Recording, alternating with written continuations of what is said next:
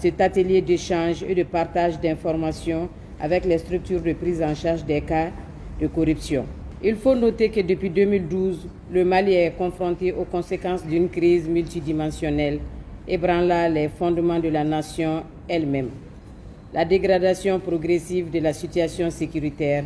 le dysfonctionnement des institutions étatiques, la dégradation de la cohésion sociale, la détérioration du climat politique et le mécontentement social. Les maux constatés sont entre autres la corruption, la mauvaise gouvernance, le favoritisme, l'impunité, etc. La lutte contre la corruption est une affaire pour tous, nous les femmes, car nous sommes les piliers de nos communautés, travaillant sans relâche pour apporter d'innombrables changements dans la vie des personnes qui nous entourent. Pour arriver à une véritable égalité, il est essentiel de reconnaître les contributions des femmes à toutes les échelles de la vie en communauté. La corruption sape la confiance dans les institutions politiques et incite à mépriser les règles du droit. En l'absence des mesures efficaces, elle peut compromettre notablement les efforts d'un pays pour l'instauration d'une bonne gouvernance et réduire considérablement les ressources disponibles pour la lutte contre la pauvreté. Ces multiples méfaits, gaspillage de ressources financières, baisse de la croissance économique, augmentation des coûts de transaction, baisse de la qualité des services, augmentation de l'incertitude pour un meilleur avenir, création d'un environnement d'insécurité, etc., peuvent mettre en cause la stabilité sociale et politique d'un pays. C'est la raison pour laquelle les autorités de la transition se sont engagées à faire de la lutte contre la corruption un de ces enjeux majeurs de la refondation. Ensemble, brisons les obstacles liés à la perception et à l'attitude des victimes elles-mêmes face à la corruption sexuelle. Fanga tigilamɔgɔw fɛ n'o ye polisiw ye ani an ka serviceso dɔ fana bɛ yen nɔ ni ɲangata wale ye mɔgɔ min sɛgɛrɛ n'an b'a fɔ ma ko violence basée sur le genre u bɛ t'u adresser olu la donc sɔgɔmada in na an y'a ɲini ka sigi ka baro k'u fɛ pour que u k'a faamuya k'a fɔ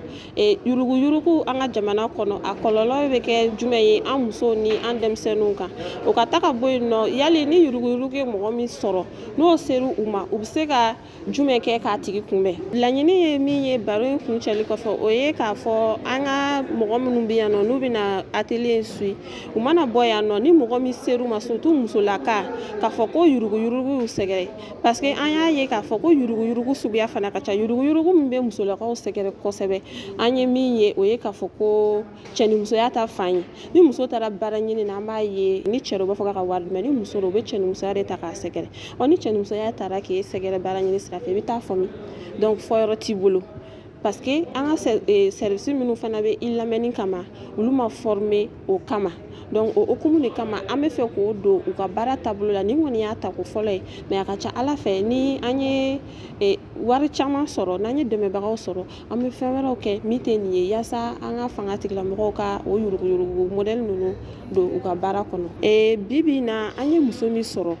a ka ca kosɛbɛ parce que yani ni atelier in cɛ an donna sigidaw kɔnɔ ka taga kunnafoni sigi ka baro kɛ musow fɛ yuruguyurugu yɛrɛ ta wale la yuruguyurugu suguya jumɛn b'u sɛgɛrɛ o sigi ka baro de kɔnɔna na muso caman y'a fɔ an ye an taara yɔrɔ jɔsi ɲini na nin kɛra an na an taara dɔgɔtɔrɔso la nin kɛra an na donc o hukumu yɛrɛ de kama ni an ye nin laɲini kɛ pour que ka se ka nin baara in lasigi yuruguyurugu ma ni i sɛgɛrɛ c'est pas normal et puis dogola côté donc an ka a fɔ n'an b'a fɔ ma dénonciation dɔrɔn de b'a to an bɛ se ka nin fɛn in bɛɛ kɛlɛ parce que n'a kɛra e la ne y'i dogo n'a ye a bɛ kɛ mɔgɔ wɛrɛ la mais ni e y'a fɔ o bɛ kɛ sababu ye ka solution ɲini pour que a kana kɛ mɔgɔ wɛrɛ la. L'organisation d'ateliers d'échange et de partage d'informations entre les organisations de la société civile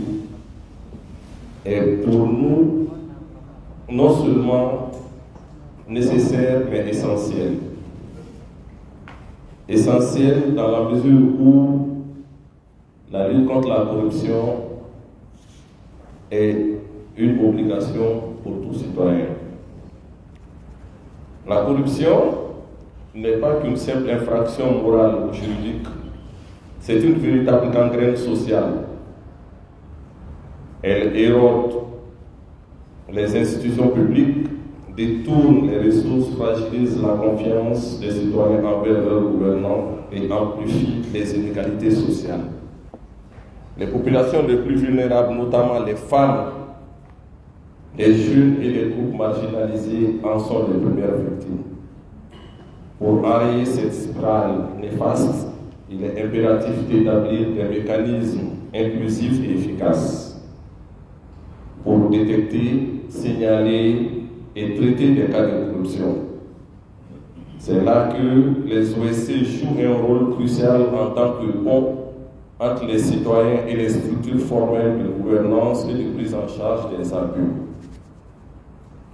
Les OSC, grâce à leur proximité avec les communautés, leur expertise thématique et leur capacité de mobilisation, occupent une position stratégique dans la lutte contre la corruption. Elles sont les porte-voix des citoyens et servent de vigiles pour détecter les pratiques corruptives. Toutefois, leur efficacité dépend fortement de leur capacité à collaborer avec les institutions étatiques et les structures spécialisées dans la prise en charge des cas de corruption. Dans ce contexte, organiser des ateliers similaires pour échanger et partager des informations avec les structures de prise en charge des cas de corruption est une démarche stratégique pour plusieurs raisons. Les ateliers de ce genre permettent de renforcer la compréhension mutuelle sur le phénomène de la corruption. Ils améliorent la coordination des efforts et permettent de promouvoir la transparence et la redevabilité. Ils renforcent également les capacités des acteurs et leur permettent d'identifier les lacunes et de réfléchir à des solutions ensemble. Je voudrais ici souligner l'importance d'intégrer les femmes et les jeunes dans ces initiatives. Ces groupes sont souvent les premières victimes de la corruption, mais aussi des acteurs clés dans le plaidoyer et la mobilisation pour un changement durable. Les OSC doivent veiller à ce que leur voix soit entendue et que leur contribution soit reconnue. Cette initiative est salutaire et à encourager. Je tiens à vraiment préciser que sans femmes ni filles, nous ne parlerons pas des nations.